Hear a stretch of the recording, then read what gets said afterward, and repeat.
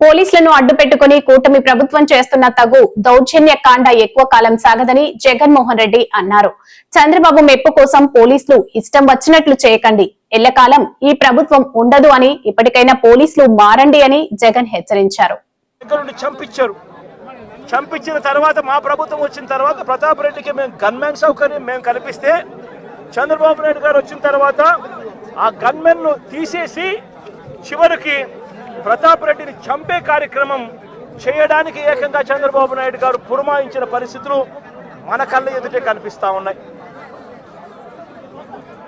మరోవైపున గత ఏడాది ఆగస్టు 3వ తారీఖున నంద్యాల జిల్లా మహానందిలో శ్రీశైలం నియోజకవర్గంలో సీతారాంపురంలో పసుపులేటి పెద్ద సుబ్బరాయుడు అతి దారుణంగా చంపిన ఘటన కూడా చూసాం. ఆ సుబ్బరాయుడు గారిని చంపినప్పుడు, సుబ్బరాయుడు నన్ను చంపినప్పుడు నేను కూడా ఆ ఊరికి వెళ్ళి తనను పరామర్శించి ఎంత దారుణంగా చంపారు, జరిగినది ఎంత అన్యాయమో అని చెప్పి కూడా ప్రశ్నించడం జరిగింది. ఆ ఊరు నుంచి కరెక్ట్గా 10-15 నిమిషాల్లోనే జిల్లా హెడ్ క్వార్టర్స్, అక్కడే ఎస్పీ ఉంటాడు. అయినా దగ్గరుండి హత్య చేయించడం జరిగింది. అదే గ్రామంలో వైఎస్ఆర్సీపీకి సంబంధించిన బీసీ నాయకుడు సుబ్బరాయుడును చంపించే కార్యక్రమం. ఆశ్చర్యం ఏమిటంటే సుబ్బరాయుడు కుటుంబ సభ్యులు పోలీసులకు ఫోన్ చేసి 2-3 గంటల కిందట కూడా ఫోన్ చేసి ఊరిలో ఘటన జరగబోతా ఉంది, బయట నుంచి వ్యక్తులందరూ కూడా మోహరించినారు అని చెప్పినా కూడా కనీసం వచ్చి కాపాడే ప్రయత్నం కూడా జరగల. గత ఏడాది జూలై 23వ తారీఖున పల్నాడు జిల్లా పెదకూరుపాడులో కొసూరులో వైఎస్ఆర్సీపీ నాయకుడు ఈద సాంబిరెడ్డిని కూడా ఇనుప రాడ్లతో దారి కాచి రోడ్డులో కారు ఆపి కొట్టి చనిపోయాడని చెప్పి వదిలేసి వెళ్ళిపోయిన ఘటన.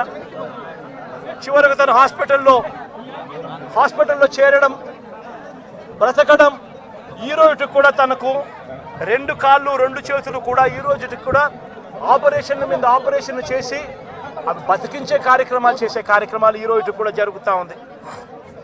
పల్నాడు జిల్లా వినుకొండలో గత ఏడాది జూలై 17వ తారీఖున వైఎస్ఆర్సీపీకి చెందిన రషీద్ అనే యువకుడిని దారుణంగా నరికి చంపిన పరిస్థితులు మన కళ్ళ ఎదుటే కూడా కనిపించాయి.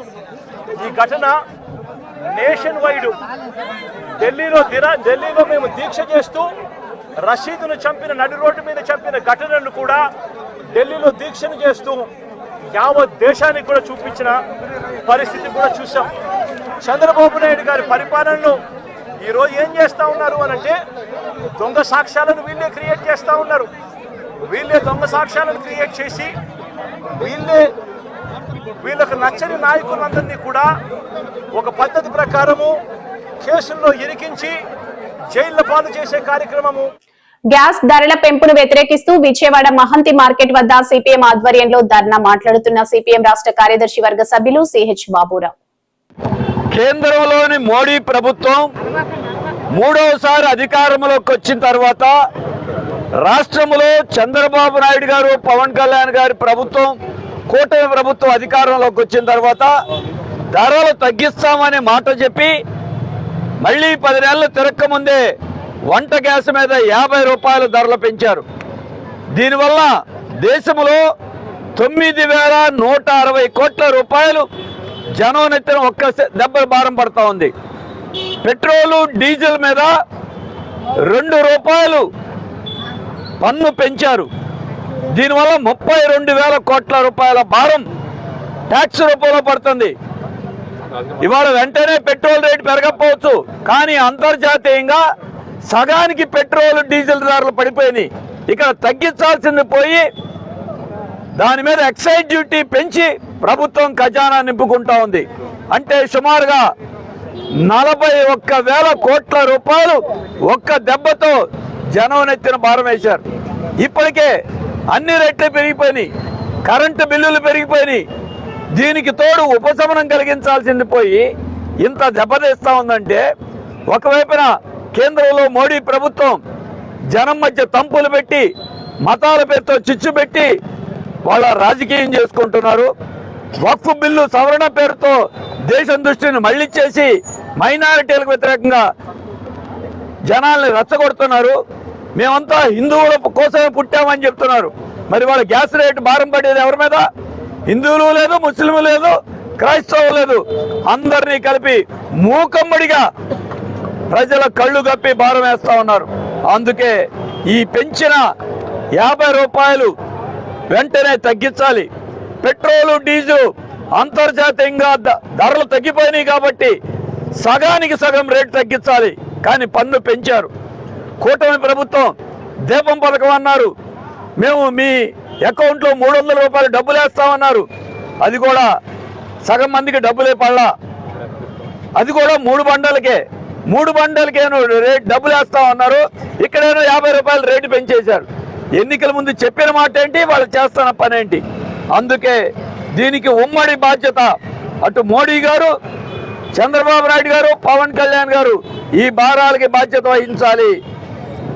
దీని మీద తక్షణమే మీరు మాట నిలబెట్టుకోండి. P4 పేదరిక నిర్మూలన అన్నారు. ఈ గ్యాస్ రేటు పెంచడమేనా పేదరిక నిర్మూలన? మీకు సంబంధం లేకపోతే తెలుగుదేశం, జనసేన కేంద్ర ప్రభుత్వం మీద మీరు ఒత్తిడి తీసుకురండి. మీరు కేంద్ర ప్రభుత్వంలో మీరందరూ భాగస్వాములే, మీరు కేంద్ర మంత్రులు ఉన్నారు కాబట్టి మీ అందరూ ఉమ్మడి బాధ్యత ఈ పాపాలకి, ఈ భారాలకి. అందుకే దేశవ్యాప్తంగా సిపిఎం, కమ్యూనిస్టులు పోరాటం సాగిస్తాం. జనాన్ని మోసం చేసిన ఈ భారాలకు వ్యతిరేకంగా రాబోయే కాలంలో పోరాటం సాగిస్తాం. సిపిఎంగా ఇది ప్రజలందరి సమస్య కాబట్టి అందరినీ కలిసి రావాలని మేము విజ్ఞప్తి చేస్తాం. గాజువాక శిలానగర్ వేసవి దృష్టిలో పెట్టుకుని శిలానగర్ వెంకటేశ్వర కాలనీ చలివేంద్రాన్ని ప్రారంభించిన గౌరవ కార్పొరేషన్ చైర్మన్ మల్ల సురేంద్ర. వేసవి దృష్టిలో పెట్టుకుని శీలానగర్ వెంకటేశ్వర కాలనీలో చలివేంద్రాన్ని ప్రారంభించిన గౌరవ కార్పొరేషన్ చైర్మన్ మల్ల సురేంద్ర. 69వ వార్డు శీలానగర్ గౌరీ సేవా సంఘం ఆధ్వర్యంలో ఏర్పాటు చేసిన చలివేంద్రానికి మజ్జిగ వితరణ, ఆర్థిక ధన సాయం చేసిన దాత మద్దాల శ్రీనివాసరావు కుటుంబ సభ్యులు. ఈ చలివేంద్ర ప్రారంభోత్సవానికి ముఖ్య అతిథిగా విచ్చేసిన గౌరవ కార్పొరేషన్ చైర్మన్ మల్ల సురేంద్ర, కేంద్ర గౌరీ సేవా సంఘం అధ్యక్షులు బుద్ధా శివాజీ. అనంతరం శ్రీ గౌరీ పరమేశ్వరులను మరియు శ్రీ కుంచమాంబ అమ్మవారిని దర్శించుకుని ప్రత్యేక పూజలు నిర్వహించారు. ఈ సందర్భంగా గౌరవ కార్పొరేషన్ చైర్మన్ మల్ల సురేంద్ర మాట్లాడుతూ, మొన్న జరిగిన కూటమి ఎన్నికల్లో గాజువాక నియోజకవర్గంలో ఎమ్మెల్యే పల్ల శ్రీనివాసరావు రాష్ట్రం మొత్తం మీద అత్యధిక మెజారిటీ వచ్చిందని, అందులో గాజువాకలో ఉన్న గవరలు పాత్ర కూడా కీలకంగా ఉందని, గవర జాతీయులందరూ రాష్ట్రంలో అత్యధిక శాతం కూటమి ప్రభుత్వానికి మద్దతు పలికారని, గవర జాతీయులను రాజకీయంగా గుర్తించిన ఏకైక వ్యక్తి ఆంధ్రప్రదేశ్ ముఖ్యమంత్రి శ్రీ నారా చంద్రబాబు నాయుడు అన్నారు. అందరికీ నమస్కారం. ఈరోజు గాజువాక నియోజకవర్గంలో శీలానగరం గౌరీ సంఘం ఆధ్వర్యంలో ఈ ఎండాకాలాన్ని పురస్కరించుకొని మరి ఎవరికి కూడా వడదెబ్బ తగలకుండా, ఎందుకంటే రాష్ట్రంలో ఎండలు బాగా గట్టిగా ఉన్నాయి, ముఖ్యంగా పాదచారులకి, ఆటో కార్మికులకి, ఈ రోడ్డు దారిపోయిన ప్రతి ఒక్కరికి కూడా ఉపయోగపడే విధంగా మజ్జిగ చలివేంద్రం ప్రారంభించడం జరిగింది. మరి 2 నెలల పాటు ఈ మజ్జిగ చలివేంద్రం ఇక్కడ గౌరీ సంఘం ఆధ్వర్యంలో నిర్వహిస్తున్నారు. చాలా సంతోషం. మరి ఈరోజు ఆంధ్రప్రదేశ్ రాష్ట్రంలో రాష్ట్ర ప్రజలందరూ కూడా 93% ప్రజలందరూ కూడా మరి కూటమి ప్రభుత్వానికి మద్దతు తెలిపారు. అందులో భాగంగా గాజువాక నియోజకవర్గ శాసనసభ్యులు, తెలుగుదేశం పార్టీ రాష్ట్ర పార్టీ అధ్యక్షులు పల్లా శ్రీనివాసరావు గారికి రాష్ట్రం మొత్తం మీద హైయెస్ట్ మెజారిటీ ఇచ్చిన ఘనత ఈ గాజువాక నియోజకవర్గంలో శీలానగర్ ప్రజలు కూడా ఉన్నారు. మా గౌరవ జాతీయులందరూ కూడా మరి పూర్తి స్థాయిలో కూటమి పార్టీకి మద్దతు పలికారు. అందులో భాగంగా పల్లా శ్రీని గారు కూడా పూర్తిగా సపోర్ట్ చేశారు. మరి ఈరోజు రాష్ట్రంలో 9 నెలల పరిపాలన మీరు అందరూ చూశారు. గత జగన్మోహన్ రెడ్డి ప్రభుత్వంలో 5 సంవత్సరాలు కార్పొరేషన్ పదవులు కేవలం వైసీపీ కార్యకర్తలకి ఒక అలంకారప్రాయంగా మరి ఇచ్చారు తప్ప ఏ రోజు కూడా కార్పొరేషన్ నిధులు ఇవ్వడం లేదు. ఈరోజు 5 సంవత్సరాల తర్వాత కూటమి ప్రభుత్వంలో బీసీ కార్పొరేషన్స్ లోన్లు పెట్టుకోమని మరి గవర్నమెంట్ ఆన్లైన్ ద్వారా ప్రవేశపెట్టింది. మరి నేను అన్ని చూస్తున్నాను. మరి ఈ బీసీ కార్పొరేషన్ లోన్లు గత 5 సంవత్సరాలు కూడా మరి లేకపోవడం వల్ల మరి ఇప్పుడు కొత్తగా మరి చదువుకున్న విద్యార్థులకు ఉద్యోగాలు లేక, మరి రైతులకి వ్యవసాయం చేసుకోవడానికి సబ్సిడీలు లేక, మరి అన్ని కులాలకు కూడా ప్రభుత్వ ప్రోత్సాహం లేక ఎంతోమంది బాధపడ్డారు. ఇప్పుడు కార్పొరేషన్స్ లోన్స్ పెట్టుకోవడం వల్ల ప్రభుత్వం సబ్సిడీతో కూడుకున్న రుణాలు ఇవ్వడం వల్ల మరి వారి స్వశక్తితో ఎదుగుతూ మరి ఒక నలుగురికి మరి ఉద్యోగులు ఇచ్చే పరిస్థితికి ఎవరి మీద ఆధారపడకుండా జీవించే విధంగా ఈవేళ ఆన్లైన్ ప్రక్రియ జరిగింది. మరి బ్యాంకర్స్ ద్వారా అప్పుడే అందరూ కూడా ఆన్లైన్లో బీజీ కార్పొరేషన్ లోన్స్ పెట్టుకున్నారు. ఇప్పుడు బ్యాంకర్స్తో స్క్రూటినీ అవుతుంది. త్వరలోనే ప్రతి కుటుంబానికి కూడా మరి లోన్స్ పెట్టుకుని ప్రతి ఊరికి కూడా ప్రభుత్వం నుంచి సబ్సిడీ ఇస్తూ మరి వాళ్ళకు ఒక ఆదాయ మార్గాలు చూపిస్తున్నామని చెప్పి ఈ సందర్భంగా తెలియజేస్తూ, ముఖ్యంగా మరి రాష్ట్ర ప్రజలందరూ కూడా ఈరోజు చంద్రబాబు నాయుడు గారు, పవన్ కళ్యాణ్ గారు, పురంధేశ్వరి గారు కూటమి ప్రభుత్వాన్ని మద్దతు పలికినందుకు మరొకసారి అందరూ ధన్యవాదాలు తెలుస్తూ, ముఖ్యంగా మా గౌరవ జాతీయులందరూ కూడా మరి రాష్ట్ర వ్యాప్తంగా నేను ఒక గౌరవ కార్పొరేషన్ చైర్మన్గా నారా చంద్రబాబు నాయుడు గారు మమ్మల్ని నియమించడం జరిగింది. రాష్ట్ర కార్యవర్గ సభ్యులు కూడా ఉన్నారు అన్ని జిల్లాల్లోని. ముఖ్యంగా రాష్ట్ర వ్యాప్తంగా కూడా మా గౌరవ జాతుల్ని గుర్తించింది ఏదైనా ఉన్నదంటే అది ఒక నారా చంద్రబాబు నాయుడు అని చెప్పి నేను ఈ సందర్భంగా తెలియజేస్తున్నాను. ముఖ్యంగా ఈ విశాఖపట్నం ప్రాంతంలో మా పెదకంశెట్టి అప్పలనరసింహ గారు గతంలో ఎంపీగా చేశారు. ఇప్పుడు వాళ్ళ కుమారుడు విశాఖ గాజువాక టాస్క్ ఫోర్స్ సహకారంతో 112 కేజీల గంజాయిని పట్టుకున్న దువ్వాడ పోలీసులు. South ACP Trinath. Task force సహకారంతో 112 కేజీల గంజాను పట్టుకున్న దువ్వాడ పోలీసులు. South ACP Trinath Duvvada police స్టేషన్లో విలేకరుల సమావేశం. టోల్ ప్లాజా దగ్గర వెహికల్ తనిఖీల్లో పట్టుకున్న గంజా, తుమ్మిడి హనుమాన్, భూషణ్ బాల్, దినకర్, మైనర్ బాలికలను అదుపులోకి తీసుకున్నట్లు ఏసీపీ త్రినాథ్ వెల్లడి. ఆటోతో పాటు గంజా, పల్సర్ బైక్ స్వాధీనం. మన రాష్ట్ర ప్రభుత్వం ప్రతిష్టాత్మకంగా ఈ ఆంధ్రప్రదేశ్లో గంజాయి నిర్మూలించాలనే ఒక దృఢ సంకల్పంతో దానిలో భాగంగా respected DGP sir and CP గారు ఉత్తర్వుల మేరకు నిన్న దువ్వాడ సిఐ గారు అలాగే టాస్క్ ఫోర్స్ వారికి వచ్చిన సమాచారం మేరకు టోల్ ప్లాజా దగ్గర వెహికల్ చెకింగ్ నిర్వహించడం జరిగింది. దానిలో భాగంగా ఒక ముగ్గురు వ్యక్తులు కిముడు హనుమాన్, గోసరి పాల్, దినకర్, ఒక మైనర్ బాలిక ఒక గంజాయి తీసుకొని వస్తుంటే వారి వద్ద నుండి 112 కేజీలు గంజాయి, ఒక పల్సర్ బైకు, 2 మొబైల్స్ సీజ్ చేయడం జరిగింది. ఈ గంజాయి ఎక్కడిదని ఎంక్వైరీ చేయగా అఖిల్ అనే వ్యక్తి జీమాడుగు నుండి తీసుకొచ్చి వాళ్ళకి అమ్మినట్టు చెప్తున్నారు.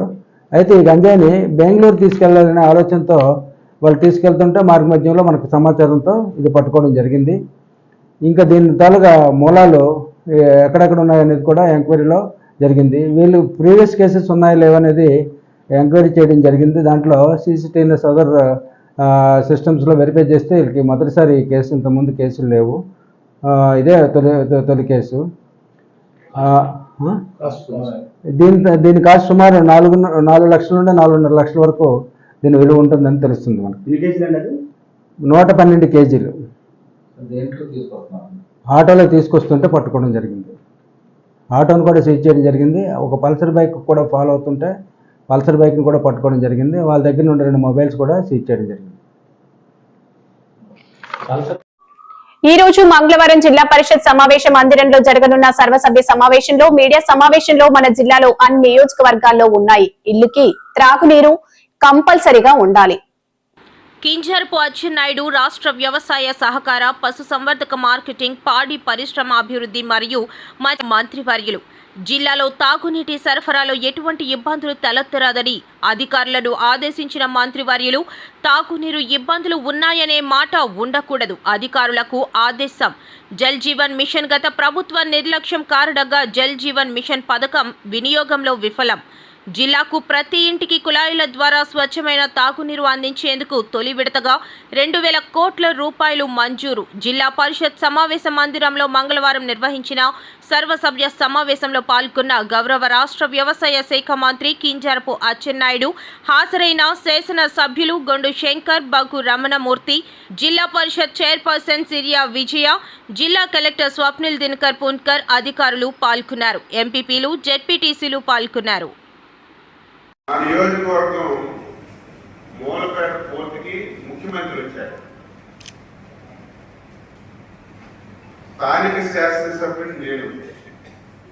ఈ రాష్ట్రంలో ఎక్కడైనా ఏ నియోజకవర్గంలో అయినా ప్రభుత్వ కార్యక్రమం అయితే అధ్యక్షులుగా స్థానిక శాసనసభ్యుడు ఉంటారు, ఏ పార్టీ అయినా.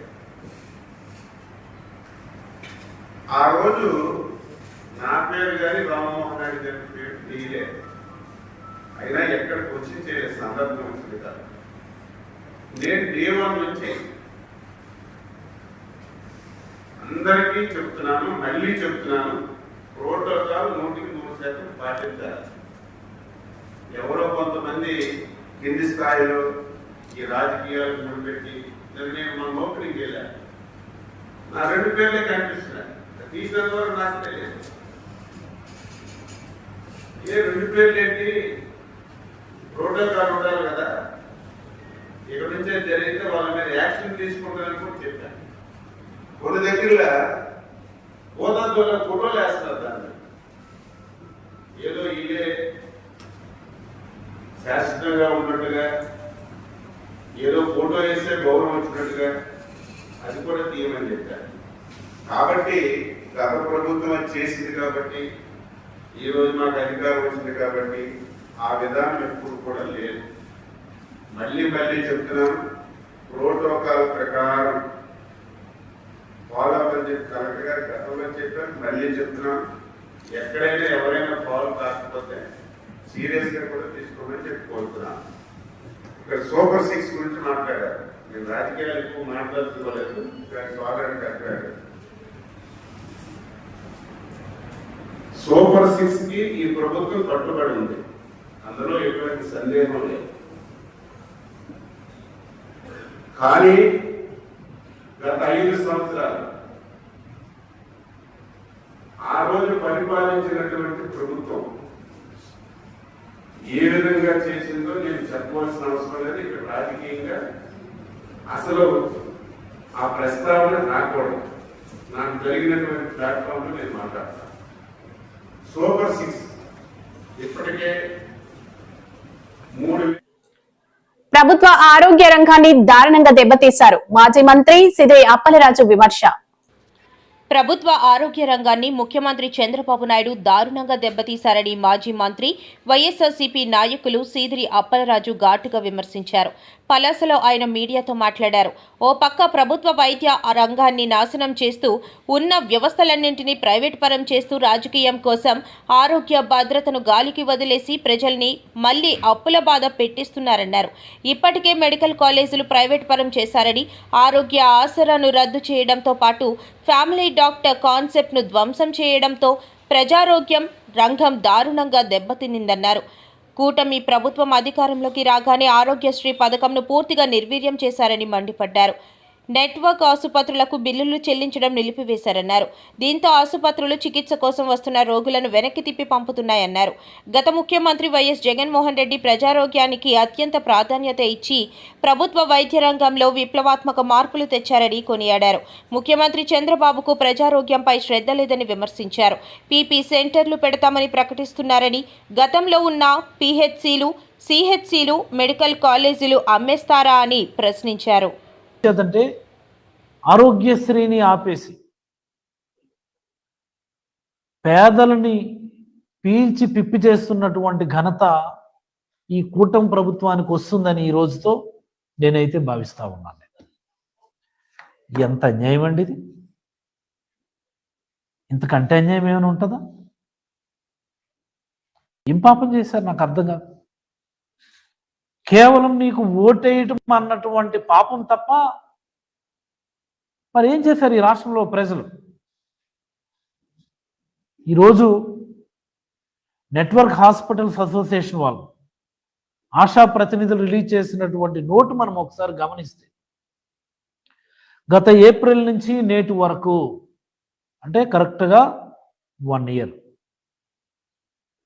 మాకు బిల్లులు చెల్లించటం లేదు, 3,500 కోట్ల రూపాయలు పెండింగ్ ఉన్నాయి అని చెప్తున్నారు. వాళ్ళైనా ఎలాగా విత్స్టాండ్ అవ్వగలుగుతారు? సాధ్యపడదు కదా. మరి ఈ ప్రభుత్వం వచ్చిన తర్వాత 26 సార్లు మేము రిప్రజెంటేషన్స్ చేశాము అంటున్నారు. చూసారా? ఈ ప్రభుత్వం వచ్చిన ఈ 10-12 నెలల కాలంలో, 10 నెలల కాలం అనుకుందాం, 26 సార్లు రిప్రజెంటేషన్ చేశారట. అంటే నెలకి తక్కువలో తక్కువ 2.6 times అంటే ప్రతి 2 నెలలకి ఒక 5 సార్లు రిప్రజెంటేషన్ చేస్తున్నారు. 26 సార్లు రిప్రజెంటేషన్స్ చేశారట. అండ్ మోస్ట్ ఇంపార్టెంట్లీ వాళ్ళు చెప్తున్నటువంటి మాట, మేము కింది స్థాయి అధికారులతో మాట్లాడగలుగుతున్నాం కానీ ఓ మంత్రితోనో ఓ సెక్రటరీతోనో లేదా ముఖ్యమంత్రితోనో మేము మాట్లాడలేకపోతున్నామండి గత 10 నెలలుగా అని చెప్పి వాళ్ళు చెప్తాం. అంతకంటే దౌర్భాగ్యం ఉంటుందా? ఇంతకంటే దౌర్భాగ్యం ఉంటుందా అని నేను అడుగుతున్నాను. 20